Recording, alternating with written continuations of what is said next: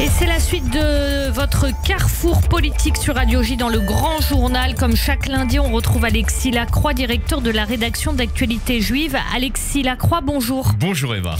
Jordan Bardella a dit ce week-end que désormais, rien ne pouvait se faire sans le Rassemblement national et que Michel Barnier, était sous surveillance. Est-ce que c'est une menace? Alors oui, de toute façon, cela peut être interprété comme une menace.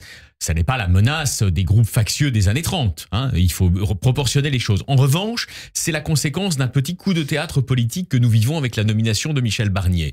On était parti sur des scénarios de droite disons modéré, de gauche modéré, Xavier Bertrand, Bernard Cazeneuve, qui était donc en fait la poursuite sous une autre forme du macronisme. Et là, nous sommes avec un homme de droite clairement campé à droite. Et par ailleurs, effectivement, le Rassemblement national, et ça répond à votre question, est en train de passer du rôle qui allait être le sien, d'opposition potentiellement constructive, comme s'y était engagée la chef des députés Rassemblement national à l'Assemblée nationale, Marine Le Pen, ainsi que Jordan Bardella, le président du parti, à un rôle de soutien conditionnel, mais très conditionnel. Et donc effectivement, il faut lire les propos de Jordan Bardella comme une réorientation stratégique pour un Rassemblement national qui, selon toute vraisemblance, a le sentiment d'avoir été écouté, consulté, cajolé, bref.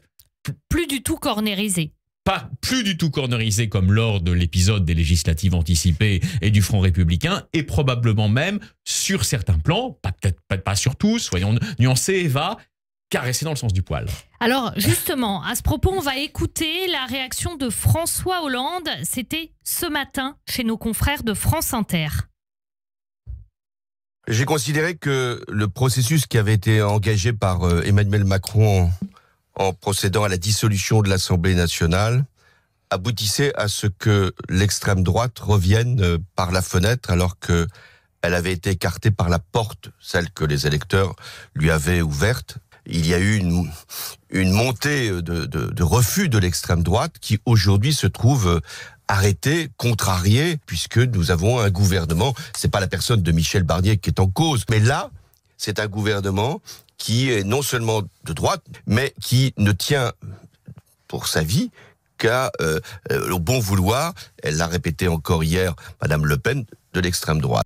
C'est bon, Michel Barnier, prisonnier du Rassemblement national, oui ou non? Je vous réponds dans un instant, au jeu du quiz, oui ou non, de Eva Soto. Vous connaissez le sens de la formule de l'ancien président socialiste de la République, François Hollande. Nous venons de l'écouter.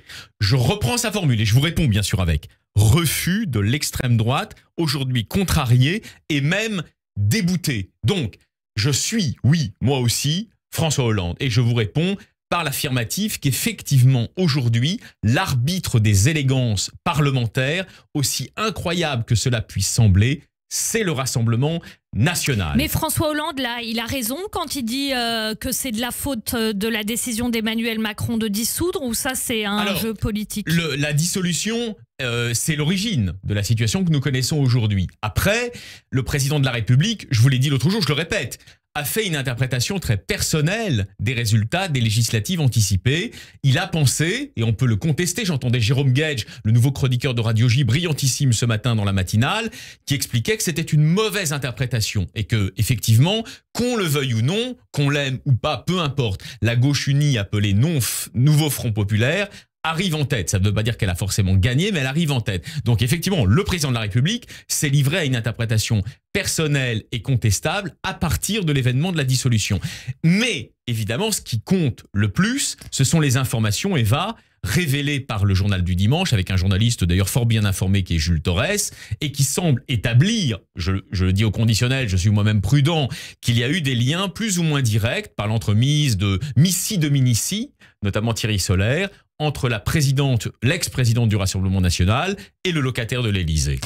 Dans le jeu stratégique à droite, le RN, est-ce que c'est le LFI de droite et en quoi ça le serait? Alors, LFI de droite, il faut expliquer la formule. Ce serait donc qu'il y a une sorte de pression à la radicalité exercée par le Rassemblement national sur son propre camp, c'est-à-dire le champ des droites.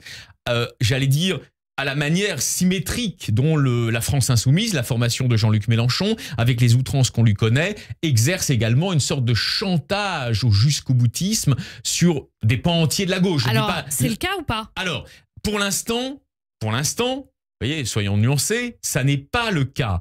Mais à partir du moment où vous avez un Premier ministre qui se sait, alors là je suis nuancé, non pas l'otage, mais l'obligé de ces gens-là, il est absolument évident que non seulement pour faire voter ces textes législatifs, mais aussi pour avancer tout simplement dans sa feuille de route, il sera obligé mentalement dans un coin de sa tête, ça se joue au niveau mental, de tenir compte des paramètres globaux de la politique désirée par le Rassemblement national. Cela, donc, attendez, cela ne veut pas dire qu'il est d'accord avec eux. D'ailleurs, Marine Le Pen l'a rappelé, il n'est pas de nos idées. Mais ça veut dire qu'il aura cette obsession en tête. Ça veut dire qu'il l'aura toujours en tête. Qui va peser comme une charge mentale sur son esprit. Merci beaucoup Alexis Lacroix. Alexis Lacroix, bien sûr, directeur d'actualité juive. Merci beaucoup et on vous retrouve bien sûr très vite sur Radio J.